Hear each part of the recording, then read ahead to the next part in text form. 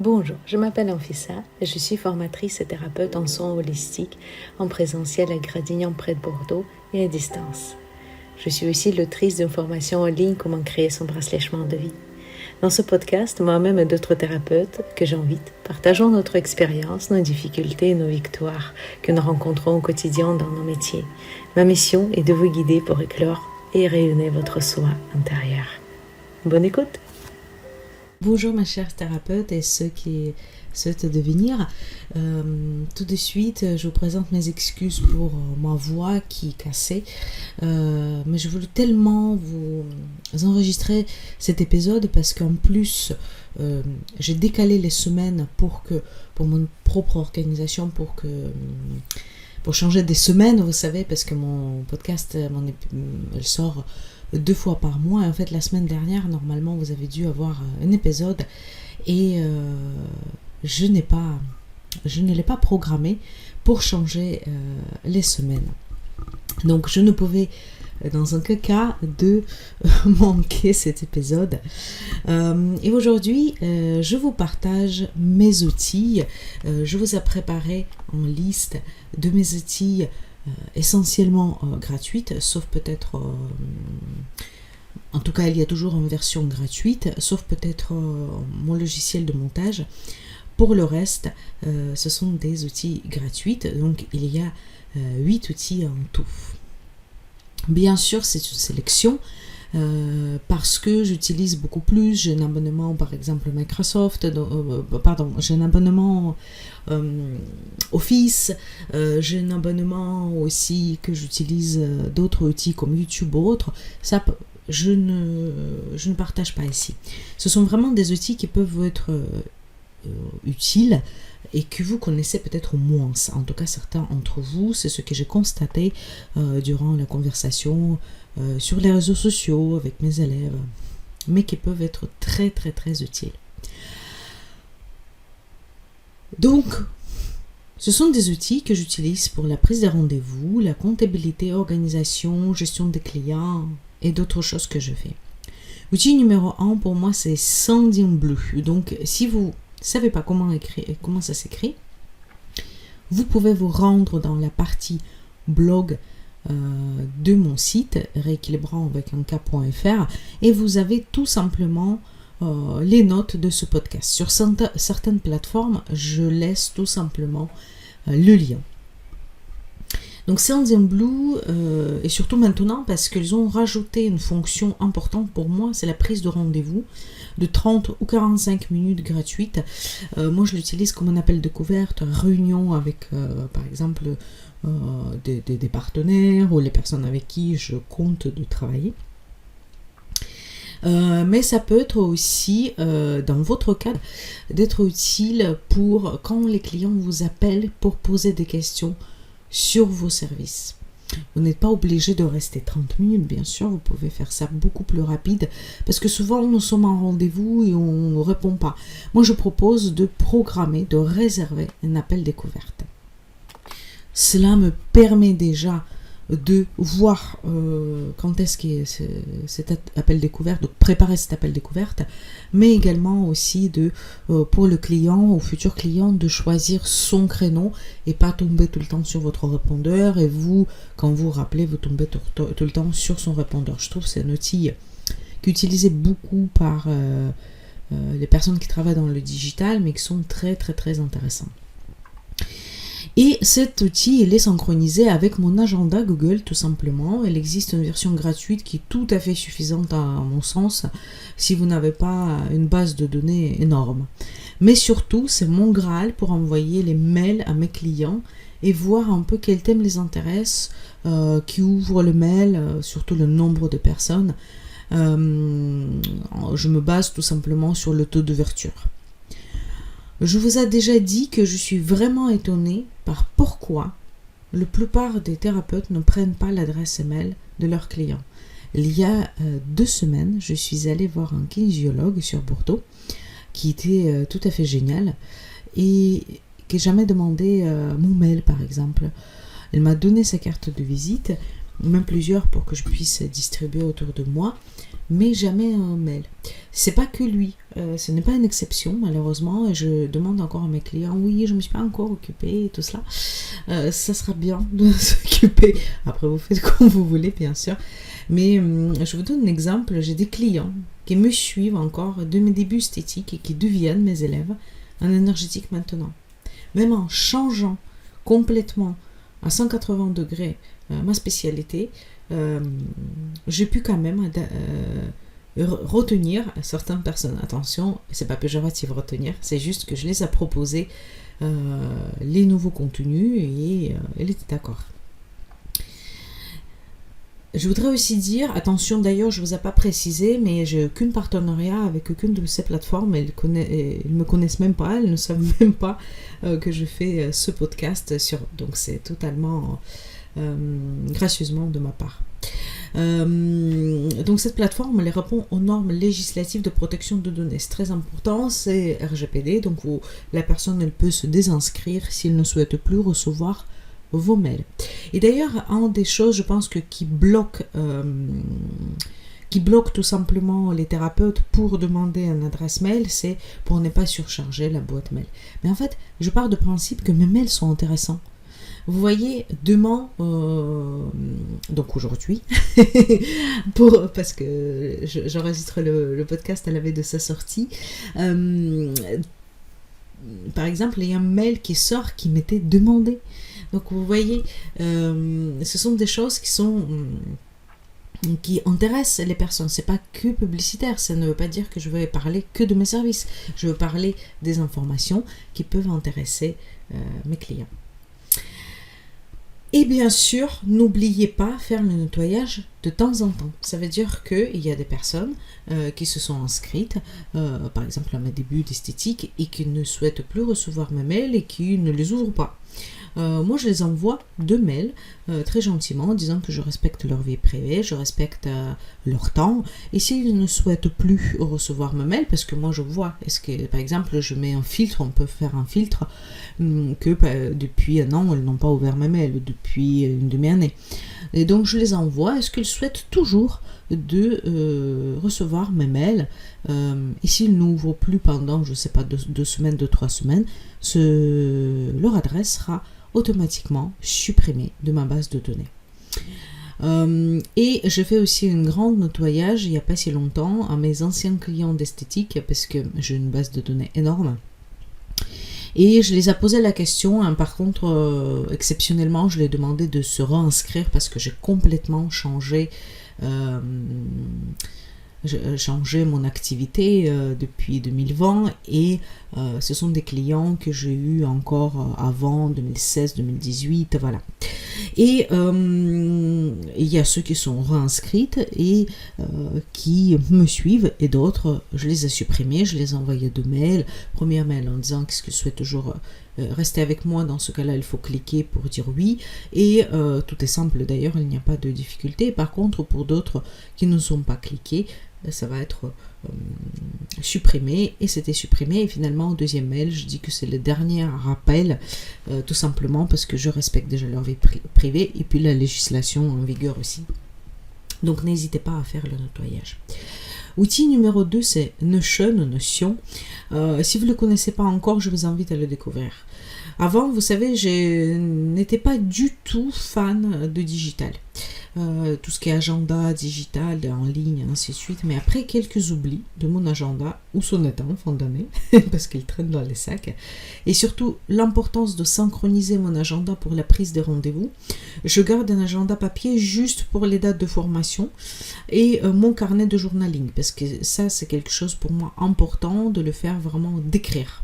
Pour le reste, Notion, c'est vraiment l'endroit où je fais mon bilan. Je note ma to-do, les livres à lire, les films à voir, ma charte de couleurs, encore plein d'autres choses. Je fais mes comptes, par exemple, certains de mes comptes, pas tout. Et vous savez que vous pouvez aussi partager, si c'est dans le cadre privé, vous pouvez partager tout simplement avec votre partenaire, que ce soit partenaire de travail ou partenaire de votre vie. Par exemple, si vous voulez faire un budget, vous pouvez partager. Donc Notion, moi j'utilise, comme beaucoup d'autres personnes, j'utilise une version gratuite. Elle est tout à fait, ça vous suffira, j'en suis sûre. Et après, par contre, si vous avez besoin vraiment d'avoir des outils un peu plus poussés, plus approfondis, là oui, bien sûr, il y a une version payante, si je me trompe pas. Là, c'est à vérifier. Je crois que oui. Notion, essentiellement, c'est gratuit, mais je crois qu'ils ont une version payante. Je ne suis pas sûre. Peut-être c'est à 100% gratuit. Ça, c'est à vérifier. Mais en tout cas, moi, ça me suffit comme ça. Outil numéro 3, c'est Time. Time, ça s'écrit pas comme Time, mais je pense que ça se prononce Team. C'est T-I-I-M-E-A-E, comme entrepreneur individuel. C'est un outil, dans sa version gratuite, m'a été conseillé par un comptable et il est vraiment indispensable pour la facturation et les devis. On entend parler beaucoup d'autres concurrents qui sont payants, mais en fait c'est une version gratuite. Vous pouvez le programmer, mettre votre raison sociale, adresse de votre entreprise, si vous êtes assujetti au TVA ou pas, parce que c'est important, ce sont des obligations légales en fait, tout simplement de votre part. Cette plateforme répond aussi aux normes européennes en vigueur, et ici vous pouvez faire vos devis, factures, et elle va vous rappeler en cas de retard de paiement et combien vous devez déclarer. Je vous rappelle que la facturation est obligatoire. Et donc pour vous aussi, pour faire votre bilan du mois, pour savoir combien vous avez gagné, est-ce qu'il y a les retards de paiement si vous faites les échéanciers, c'est très très très important. Outil numéro 4, c'est Encore, qui est récemment devenu Spotify pour les podcasteurs. C'est depuis ici que je vous programme mes épisodes. Ils sont distribués sur d'autres plateformes telles que Spotify, Apple, Podcast et d'autres, sauf YouTube bien sûr. C'est un outil gratuit, et en tout cas au moment d'enregistrement de cette podcast, parce que comme ils ont changé le nom, je pense que ça va rester gratuit, parce que ça fait longtemps que ça c'était acheté par Spotify et ça fait longtemps que ça appartient déjà. Mais en tout cas, pour l'instant, elle est gratuite et elle est vraiment génialissime pour moi. Outil numéro 5, c'est Camtasia. C'est un outil payant par contre, mais très pratique. Donc Camtasia. Pour enregistrer l'audio, vidéo et faire du montage. Sinon, vous avez aussi Audacity, mais c'est uniquement pour enregistrer l'audio. Pour le podcast, cela peut suffire pour certains. Dans mon cas, parce que j'enregistre des vidéos, des formations en ligne, moi j'ai besoin